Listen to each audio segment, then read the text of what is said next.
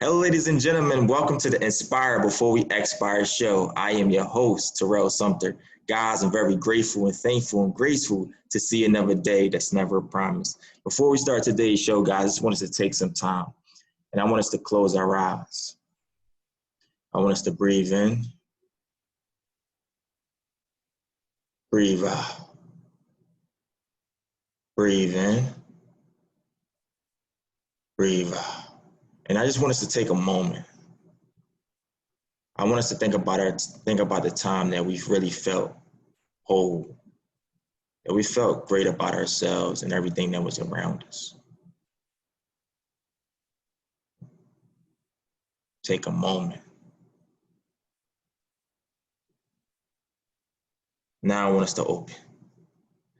Guys, I have a very, very special guest on my show today. I want you to take out your pens and your pads. I mean, this guy is phenomenal person. We got a chance to really chop it up and talk and, a little bit before this interview. But I mean, when I asked, he said, let's do it. He was ready. We made a date, and now he's here. I mean, I'm a fan of this guy, supporter of him and his work. I mean, he is a documentary film and TV director, writer, producer, and the president of Eye to Eye Productions. Guys, I want to introduce you to the man himself coming out of Santa Monica, California, Mr. Adam Schomer. Adam, welcome to the Inspire Before You Expire, man. Thanks, man. Happy to be here and happy to hopefully inspire your audience, and help people in any way we can with, the stories of not only the films, but the stories of making the films along the way. And obviously the films come forth from the life I've been living, right? So hopefully that can help some of your audience. That's why I'm really, really appreciative of you, sharing me with your audience. So thanks for having me on. Absolutely. Thank you for being here. I wanted to ask, man, when did you decide to really, really tap into the space? Like, if you could just give us a real deep into your journey of where this all stemmed from. Yeah, in terms of the yogic and spirit, or in terms of film? Film. Yeah. Okay. So, film. I was actually, I did like some print stuff as a kid. So my mom was pushing that as a kid, but I was always very shy. So I didn't do so well when it came to on camera and all that. But that was my first little dabbling, because me and my brother were redheads and cute little kids. Anyway, then around age 27, I'm 45 now. Around age 27, I was really bored with my engineering job, and wasn't very challenged. So at night, I started doing stand-up comedy. And wow. This was in Detroit, Michigan. That's where I grew up, is at Metro Detroit, Michigan. And just for fun, right? Just to kind of push myself. I had never been so nervous either than doing that, to be honest. Really, really scary thing. And then from that, started doing improv comedy, trained at Second City, and was writing. I was more into the writing and producing the whole time, writing comedy, writing sketches, writing plays, and producing our own stuff, making our own shows happen. Eventually moved out here to LA. And within a year being in LA, actually within 6 months, I went right to India. I thought I was settling down in LA, and then my heart was calling me to India. I wanted to work on the foundation of who I am. And before I built something greater on a faulty foundation. That was really a big moment, to be honest, was checking myself and saying, let's go grow a little bit more. We're always growing, but let's go really dive deep before I come back and build. And actually, when I came back after the first few times going to India, I decided to stop the acting and comedy and move more toward writing and producing. Let's tap into that, man. I love that you said that, once you moved to LA and then you, like you say, within a couple months, you went to India, but you had to tap into the foundation of who you really are and who you're becoming. Like, please share that, man. I think that it bring a lot of value. Yeah. It was a simple question, which was, am I perceiving life correctly? Did I really feel like I had, and I'd done a lot of yogic and meditation work since I was 18, to be honest. I started meditating in college and reading a lot of books and going to silent meditation in Thailand and doing a lot of deep work, to be honest. But still, where it's a path, right? And still, when I had the gut check, I was like, there's a lot more for me to go learn in India right now. And I could tell I was building on a faulty foundation. How else to really say it other than, I knew there were still parts of my ego, etc., that I would have been building on. Maybe it was power, money, fame, or the whole thing that I realized couldn't be the source of what I was going for, you know? So I said, you know, I remember having a conversation with my friend on the phone, and he was like, no, you should stay in LA. And I'm like, you know, just talking to you, actually, I heard myself, you know, I heard myself reflected. I didn't need his advice, and I heard myself. I'm like, of course I'm going to go to India. That was the third time, and really study one-on-one with my teacher, who I also call my guru. And it was after that that I really, actually was on that trip where my teacher pulled me aside and he goes, do you want to go motorcycle over the highest road in the world in the Himalayas, you know? And I didn't know how to motorcycle, Terrell. I thought it was stupid. I thought it was dangerous. But to go, you know, with a master into the Himalayas, I said yes. And after that, you know, the rest is kind of history. That became my first documentary. And then for 10 years since then, I've been doing docs. So yeah, you know, you make a choice to change yourself at the foundation in some whole new life that I never even, you know, I didn't study film in school, and I wasn't looking to be a documentary filmmaker, but I fell in love with it once I did it. Yeah, indeed, absolutely. What exactly intrigued you most? Like, what was the experience also like being in the Himalayas when you ran into this mentor of yours, and he told you, do you want to, you know, really take a big risk? Yeah, I mean, so you know, my mentor is younger than me, and I think Okay. that's beautiful, right? Anand is younger than me. I think he's 5, 6 years younger than me. So I think that's beautiful that we can learn from all ages, right? And he was born there in India. You know, he grew up on the lap of his guru and a lineage. So I mean, he's just oozing with wisdom, but a very modern guy. Rides a motorcycle, went to college, etc. And but so there was, you know, in terms of the experience, it might not be like what everyone thinks of, like, oh, you find your guru in the Himalayas or in a cave with a beard. It's a very modern, funny guy. Like we're buddies, right? But that moment of, you know, offering, he's always offering. And I tend to do the same. If I'm going to do yoga at the beach or holding a meditation, I tend to just open it up. Whoever wants to come, whoever has the willingness, you know, commitment, they'll step in. And he opened it up, and I just said, I just told myself, be willing, be committed, step in, you know, of course, you know, every day afterwards, I'm like, oh my God, what did I just do? He's trying to kill me. You know, this guy's trying to sacrifice me to the gods of the Himalayas or something. But I'm so glad, you know, I think we all, regardless if it's with the mentor, a teacher, or the Himalayas, we all get to those points where we have that aha moment, or we have that choice. And if we just have a little bit more love than fear, you know, we're not supposed to be devoid of fear. If we just have a little more love than we do fear, that rocket starts to take off. And I really encourage people to have that aha moment, to really step into that. Yeah, that's my passion and desire. Even though I'm going to be afraid along the way, you know, commit to it and stay with it. And you never know what's going to come, but you know, you gotta make those leaps so we just don't grow. You know? Absolutely. How do we, especially during times like now, Yeah. where there's so much fear going on, how do we stay in the place and alignment of love over fear? Yeah. That's a great question. I mean, I think it's very holistic, you know, in terms of the answer. There's no real right way, but, you know, meditation, listening to wisdom, listening to shows like this, getting inspired by others, pranayama, breath work, you know, just even what you did at the beginning, I thought was really beautiful, just to take a few breaths, right? And like recenter. Being around other people, sangha, community that feel similarly and can support you in being strong and not giving in, you know? And then, you know, I was just writing about this the other day, how it's like 5 years ago or so, I was broke, you know, just broken up with a girlfriend. I had, you know, going in for knee surgery, didn't have a place to live, right? Quote unquote stuff you might say, oh, you shouldn't be that happy with yourself that you're in that situation, right?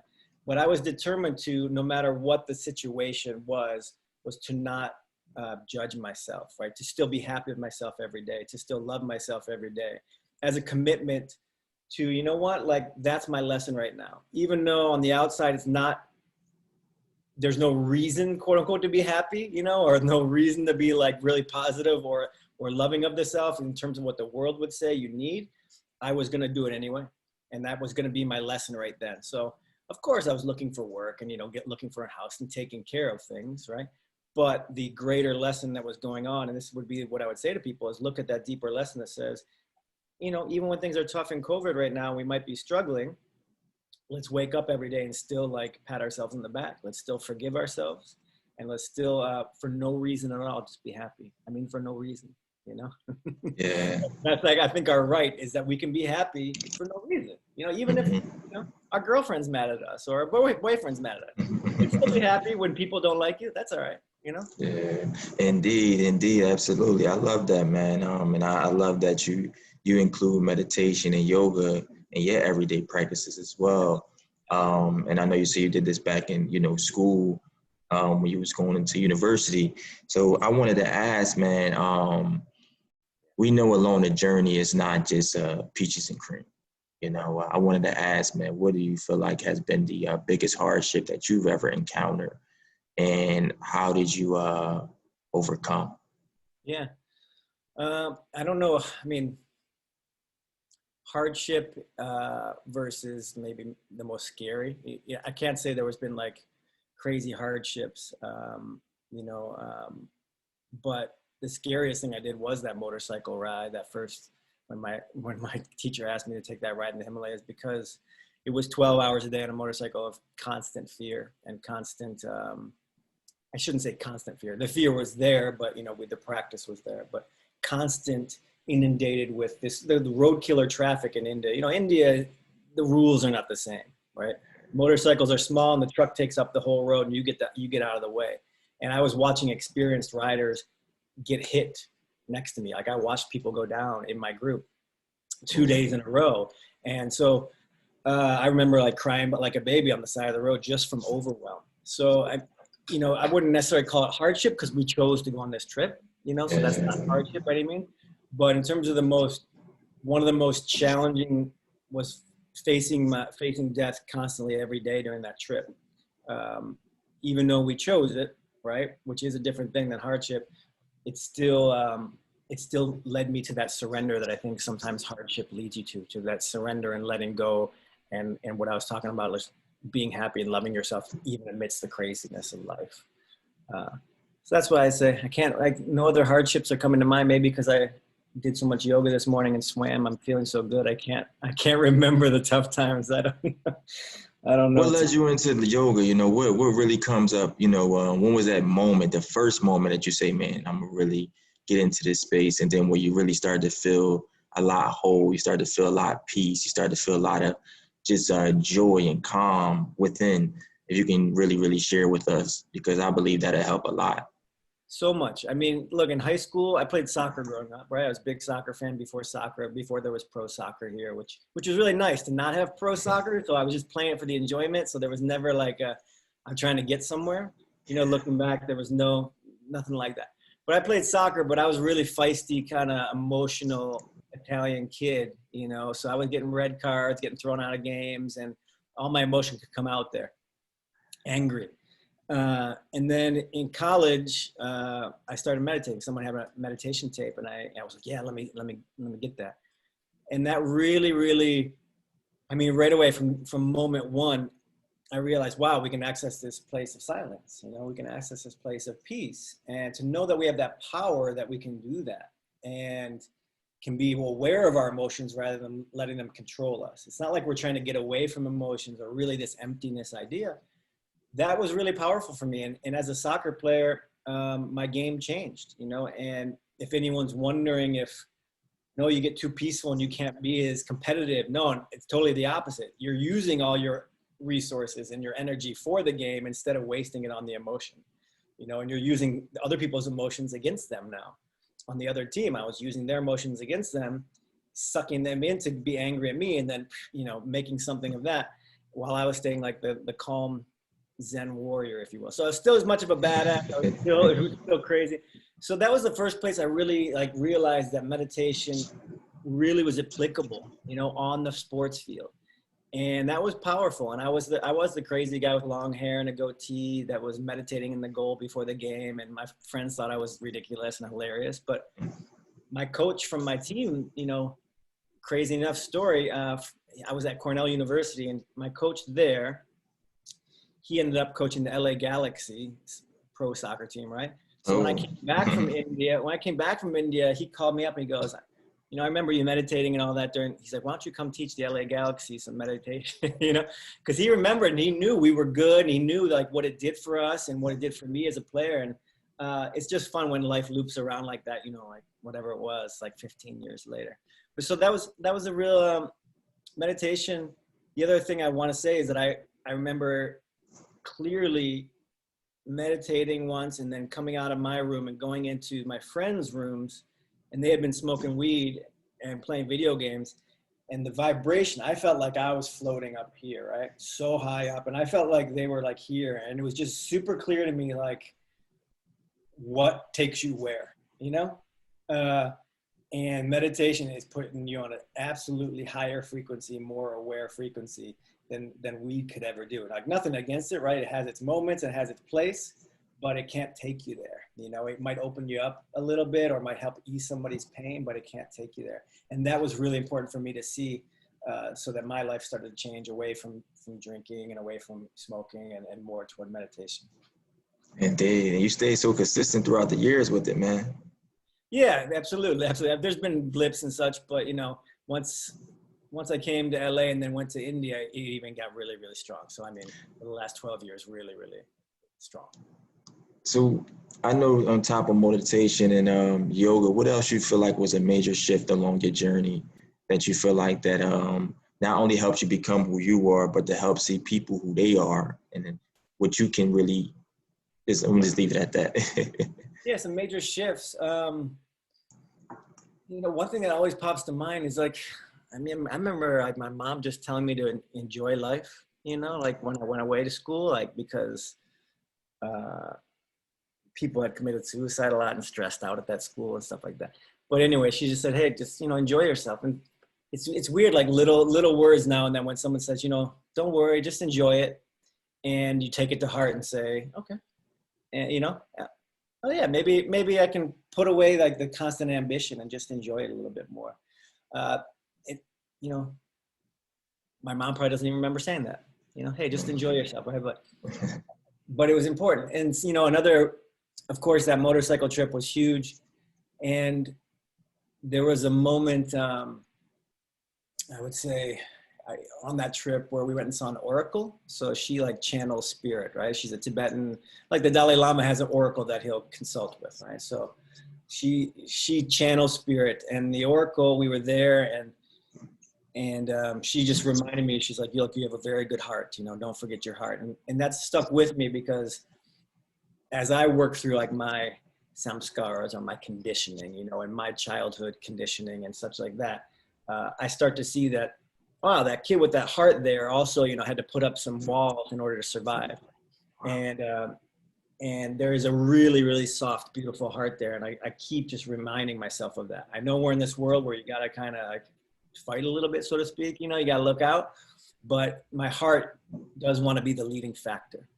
And so it's a continual reminder for myself, a continual process. Like, can I keep opening my heart? Can I keep living a little more compassionately? Can I be a little more understanding of someone else that's maybe pissed off, like maybe they're having a really bad day, you know, and not use it as an excuse to satisfy my ego.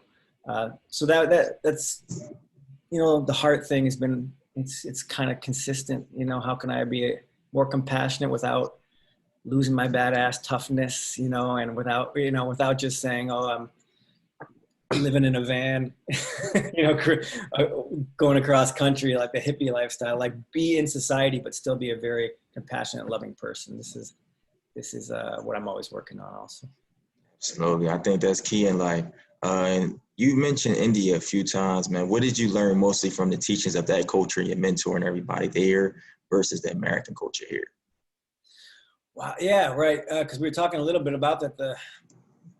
It is super different, right? There's this, you know, you mentioned like third worldness, so to speak, right? Like, it's a little chaotic, you know, things don't work as quick. I'm making a movie there. Oh my God. Like it takes 2 days to get something instead of 2 hours. So you learn patience really quickly.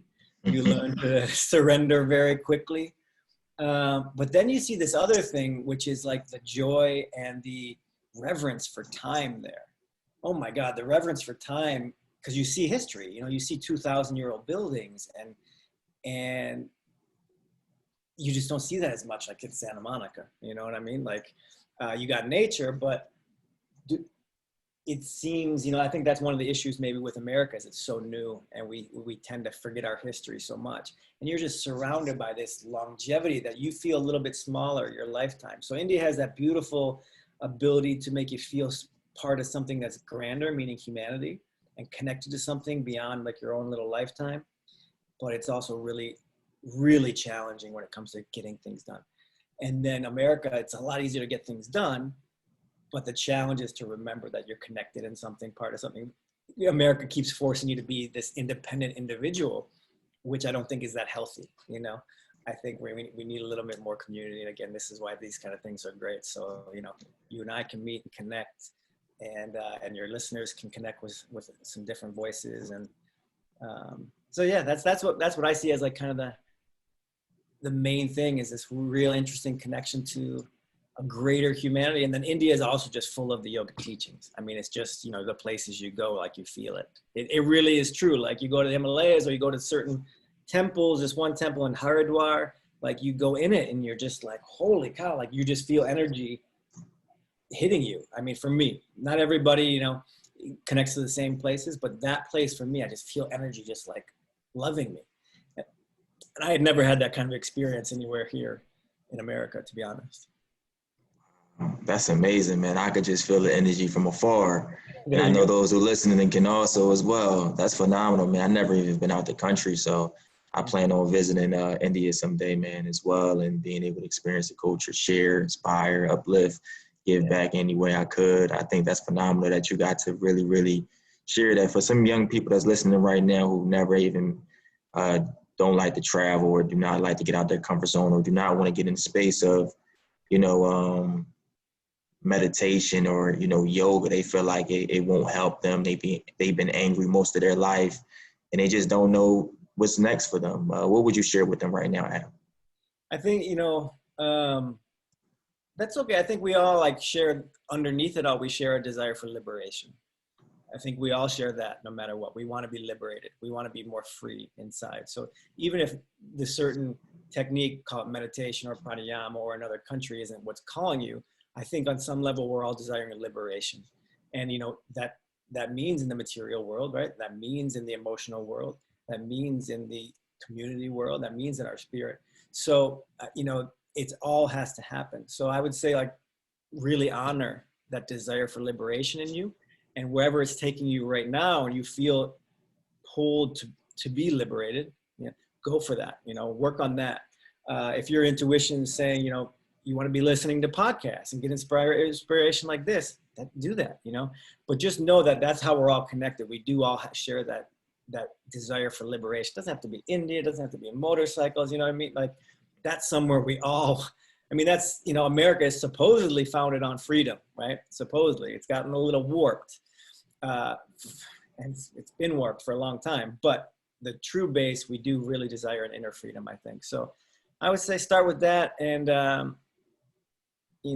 meditation also, I would just say for those that think it's something a little woo-woo, it's also just a very rational practice. It's not about emptying the mind to me. It's literally you do a practice and meditation occurs, and it can be anything. It can be energetic. It can be, there can be thoughts. It's no problem. It could be silence. So it's not some far out thing, and doesn't mean you're going to suddenly be wearing Lululemon pants if you start meditating. Hopefully not. Hopefully I don't. Indeed. That's interesting, man. I love that. That's amazing. Before we get into the next segment, I want us, I know you have a lot of meditations and a lot of practices. I would love for you to really do one on here, or so like that, if you mind. Yeah. How long do we have? Maybe 5 minutes or 10 minutes? Or 5 minutes is good. Yeah, so let's do. We could do a little breath work first, and then we'll just sink in for a little bit. Okay. So let's bring in the. What should we do? Oh, that's a pretty crazy one. All right, let's do something. Let's do something a little interesting. How about that?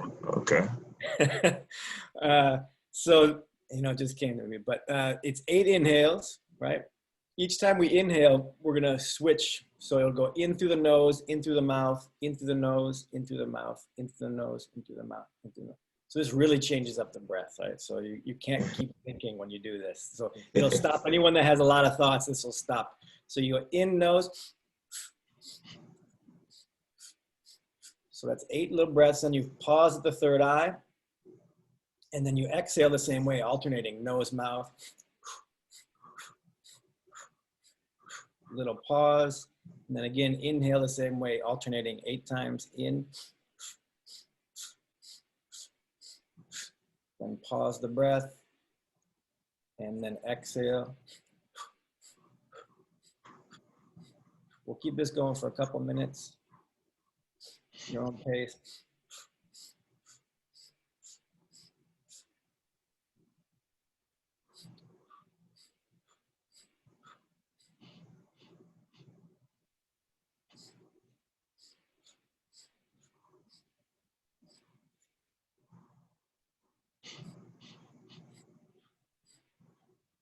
It's okay if people mess up. You know, it's 8 inhales, alternating. Then there's a pause at the third eye, and then 8 exhales, alternating from nose to mouth.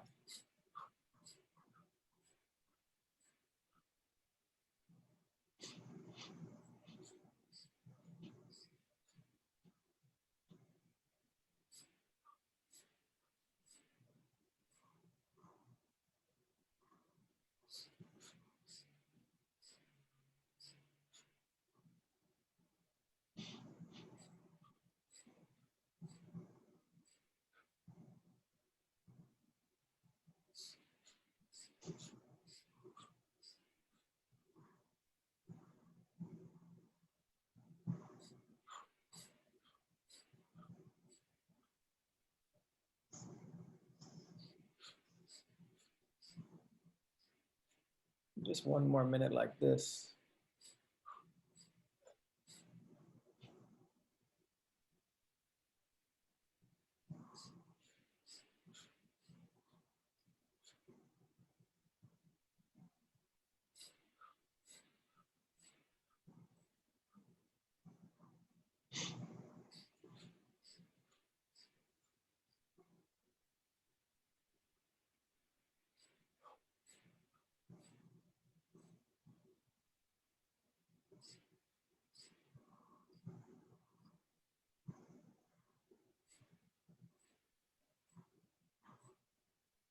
And then next inhale, just take a deep breath in. And take a deep breath out.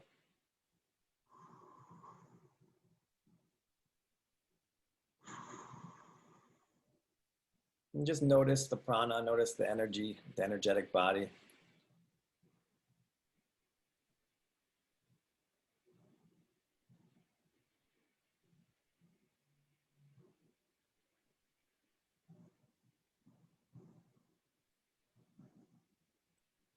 And just invite in this idea.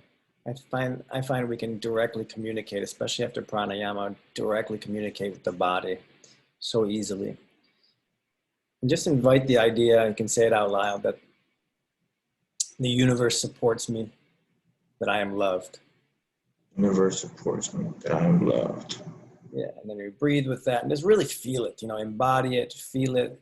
In essence, you know, I feel like energy is just coming into me. I allow the energy in. I'm no longer resisting it.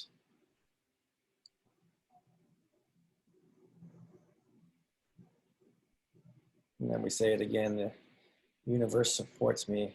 I am loved. Supports me. I am loved. We breathe with that.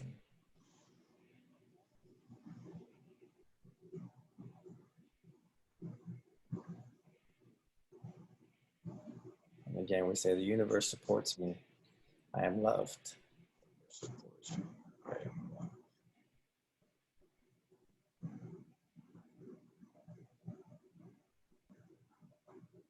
We just stay in that space of, I like the word allowing, like we're allowing ourselves to be loved. We're allowing energy to come in, and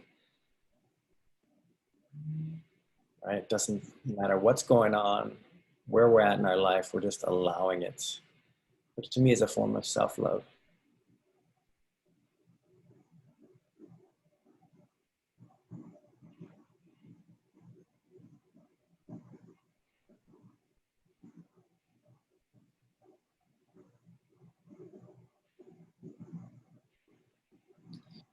Good. And then we can just open the eyes, and I know we want to stay there longer, probably. Oh man, that's the most greatest space you can be in. All right. Powerful.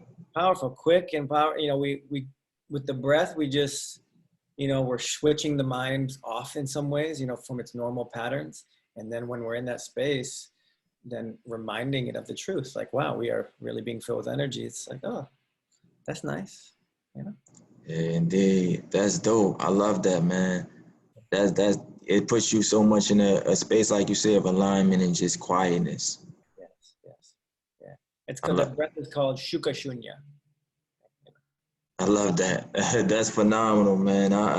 Man, this is amazing. I know we got just some minutes more into it. I wanted to ask you, man, the process of just creating just phenomenal films. As I told you, I was really introduced to your line of excellence of the documentary Hill. So what was the process of like really creating that phenomenal film?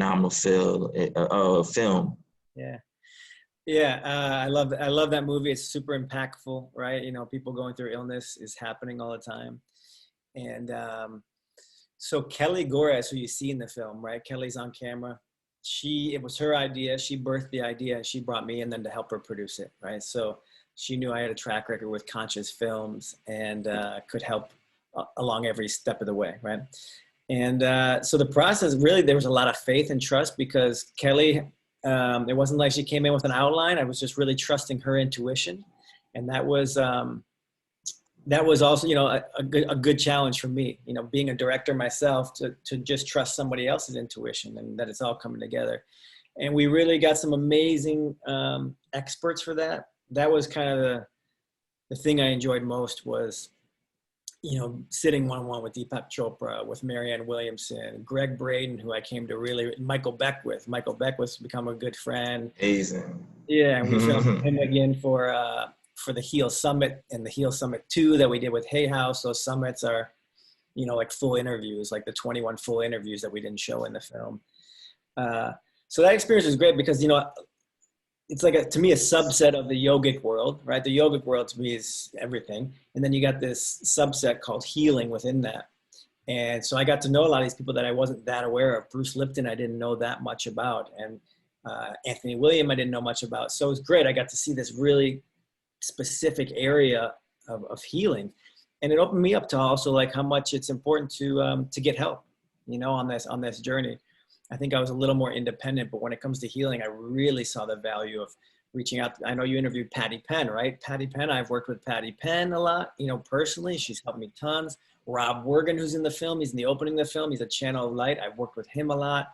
So I think that film helped me see how important it is to go to experts and help, get some help with some modalities, especially when it comes to your subconscious and clearing things out.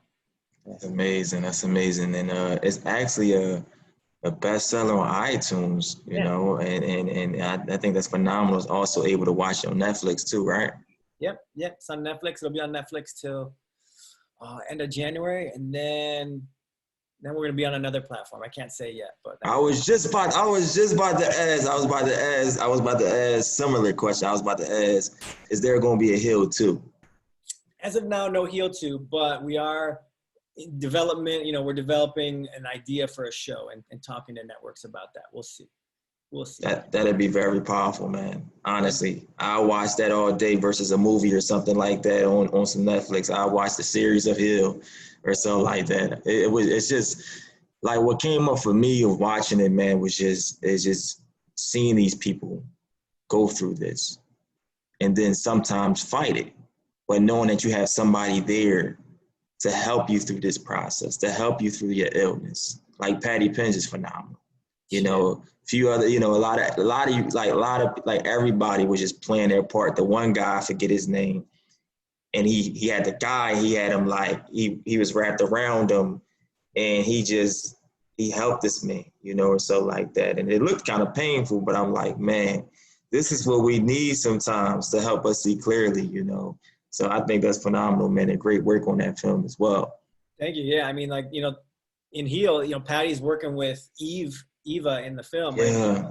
She's you know, she wasn't used to this kind of stuff, these alternative realities, and it's a real journey. I like that we got to watch a real journey, and it didn't necessarily have that Hollywood ending. Yeah. I like that because that's real life. You know, we're all trying to figure it out, and gosh, man, the chronic illness and mystery illness is such a tough space for people when you don't know what's wrong, right? Yeah. It's such a difficult space, and we really do need support and help from each other during that time. It's difficult. Indeed. Big shout out to you and the team, man. Honestly, y'all phenomenal. Take us in this new film, The Road to Dharma.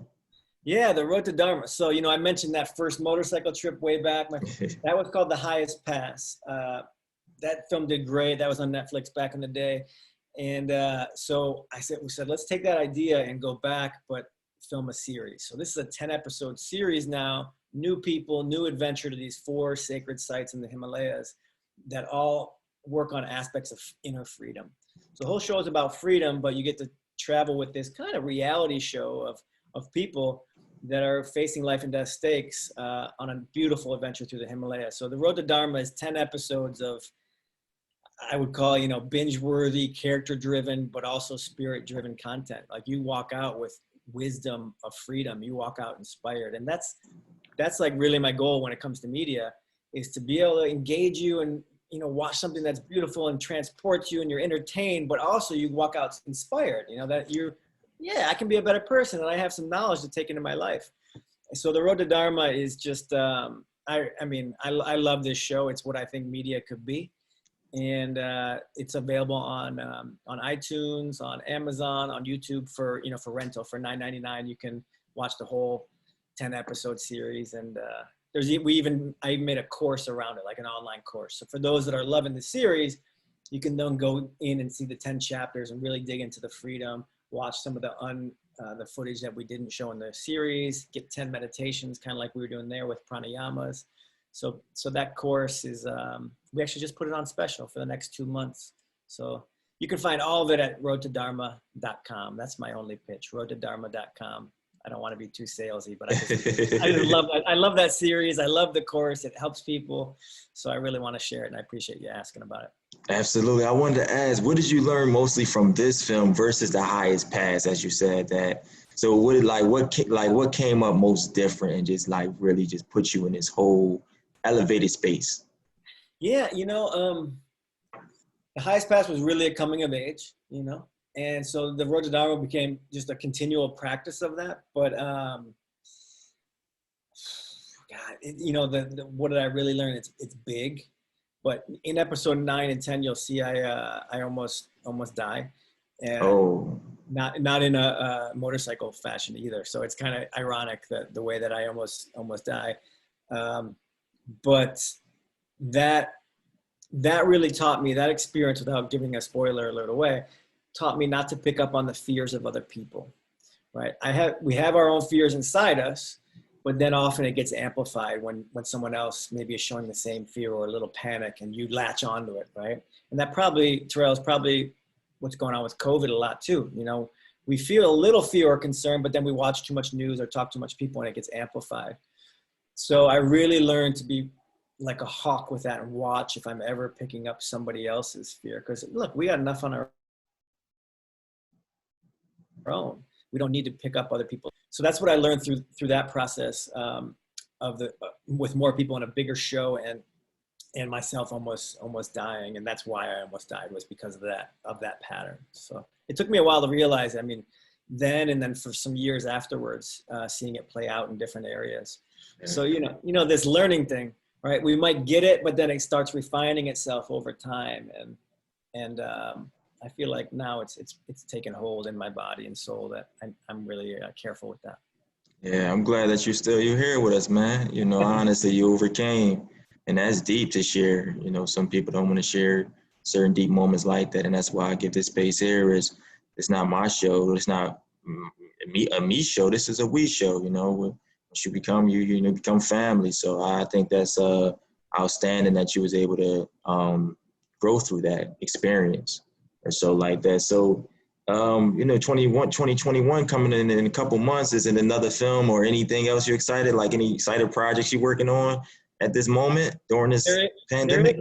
there is a doc series that I can't talk about that we've pitched a couple times that I think is just perfect. It's in my space, meaning there's an element of adventure, there's an element of like what's going on in the culture right now, and there's a consciousness angle to it of how we all escape, and we need to just be here and be responsible rather than continually escaping in different ways. But I can't talk about it, so it's not so interesting for the listeners. But It's that's okay. I've been pitching one with that, and other than that, I'm gonna finally hop in the car for a couple weeks with my lady and just go experience the West Coast a little bit, and see some nature. So to me, that's always a beautiful thing too. Just a road trip here in our country is beautiful. Our country Yeah. really beautiful, the nature here. So I'm Is excited. there a space you haven't tapped into that you've been excited to tap into, or so like that you just like when you think of this, like you like, man, yeah, I'm gonna go there, or I'm gonna be here. In terms of location in the U.S., Just any type of space. You know how you yeah, mastered being writing, acting, you did comedy, the yoga, meditation. Is just anything else that you like, man? yeah. I mean, to be honest, this next project starts to merge the comedy a little bit with the documentary. Okay. And that's kind of cool to see those lives come back together. Yeah. So that for me is it's fun because I think comedy is very yogic. When we're making fun of like our own psychosis in some ways. Yeah. I think it works well together. So that is the next frontier for me, is to see that merge a little bit more together. That'd be fun. Maybe in 2021 that's going to happen with this new project. Indeed, that's dope, Adam. I wanted to give you some space, man, to just share on this platform what you may have not shared in the interview before. I haven't shared with somebody in just a long time, man, and just move our people in the right direction. Yeah, this week, what's been coming up for me, I can go with that, because whatever is just really on my heart is the idea of power and false power. I think we a lot of times are putting power into, sex, fame, money, and just power over other people.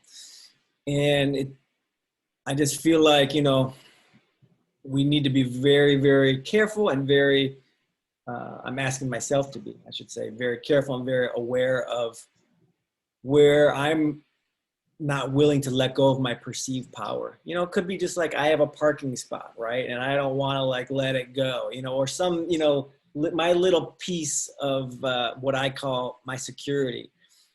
And I don't want to let it go, even though like the greater community might need some of that to move. And I'm not explaining it great, but if we want society to change, we have to also be willing to let go of some of our perceived power too. That's what I think, what's going on with Black Lives Matter, right? Like people aren't willing to let go of this perceived power or privilege, and that they, don't want things to change, and it's crazy, right? It's really crazy. Whether or not people know it or not, like they're just not willing to let go of some power. And so that's one thing that's, I think for me is up. And I don't think too big on political and big stuff. I just think in day to day, like with my landlord, even if he's being a jerk, or if I could get around something because I know the law, like maybe I can just take a step back and like, what's good for all of us, and just have a discussion with another human, and be like, okay, what's good for all of us? And, and just do it in the small little places. So I just really encourage us all to look at where might be holding on to our power, a false power. And when we let go of that and trust something different that might work out in a different way, we start tapping into our real power, which is like faith, and which is trust, and which is knowing we're bigger than this small little thing we've created. That's a continual process too. And I think that for me is really strong. It doesn't have to always be so big. It can just be every small little day-to-day thing. Where am I willing to drop it a little bit and see what might come, if I let go of what I think is my security.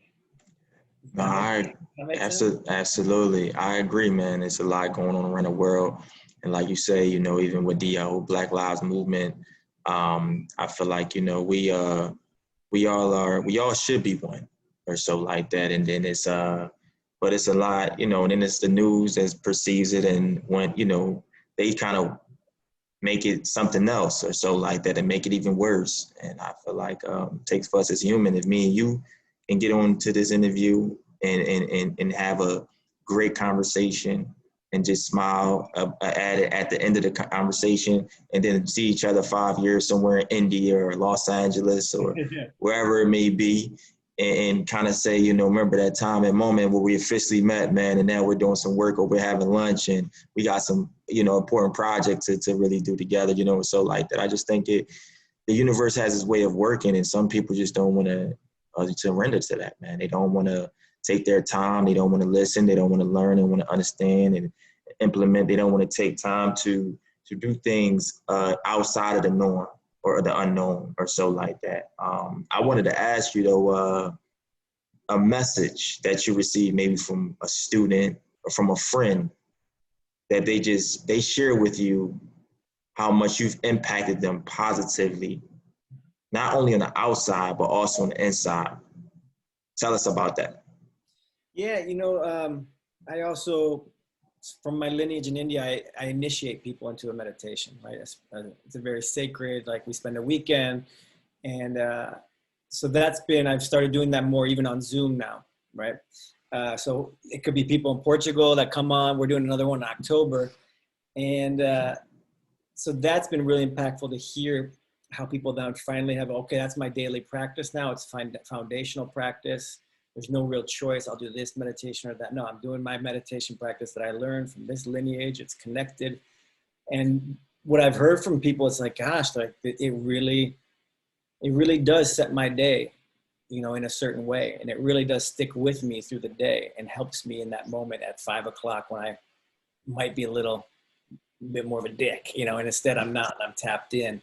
That to me is actually really powerful, just to hear somebody say, wow, I'm feeling it. Or my buddy Henrik, a good friend of mine, 66-year-old Danish guy, he's been meditating for years, right? And we did he joined the initiation.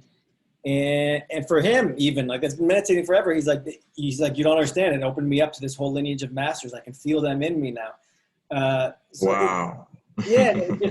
You know, he's another level kind of guy, but like, I just like the simple things like that. When I hear meditation has really helped somebody find themselves a little more and be a little more at ease. And because I know that's then multiplied with the people around them. So that's the beautiful message that I hear when people say, oh, I'm meditating more and I'm having a more solid day just because I took 25 minutes in the morning to do this initiation, this Kriya meditation, I should say.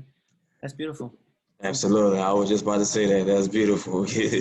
Indeed. My last question for you, Adam, before we get out of here, man. When it's all said and done, what does Adam Schomer mostly want to be remembered for?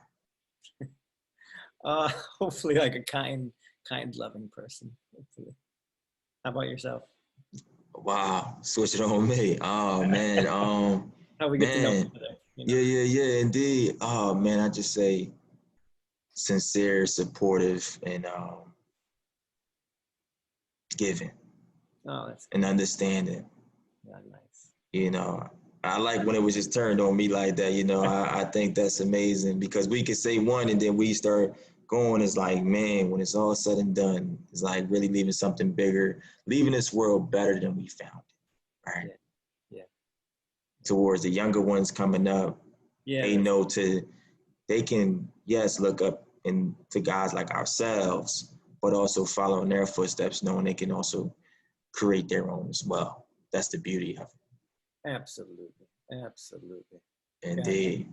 I hope we all think a little bigger like that, like what they're inheriting after us. Absolutely. Yes, indeed. Before we get out of here, I just wanted to show some gratitude towards you, man, and say thank you for really devoting time fully to be on the show today. Your energy was amazing before we got into the conversation. Your energy was amazing during the conversation. I mean, a lot of people have learned a lot from you. That one person, that one avatar just sitting there, man, just happy, meditating right now. And as we speaking and, you know, I mean, your story is incredible, remarkable, man. And you've really have learned to becoming your very, very best self, but a more of, whole, you know, where people, when they're just around you, they're just inspired. And even if they may not even know you, they just like feel something because that's who you discover to become. And I just think that's powerful, man. Going out to India, I've heard a lot of great things about India and just, you know, the teachings, and that make me excited to put that on my bucket list and things of that nature, to go out there and stuff like that, man. And just who you are, man. I want to give you your flowers and your roses while you're here, good brother.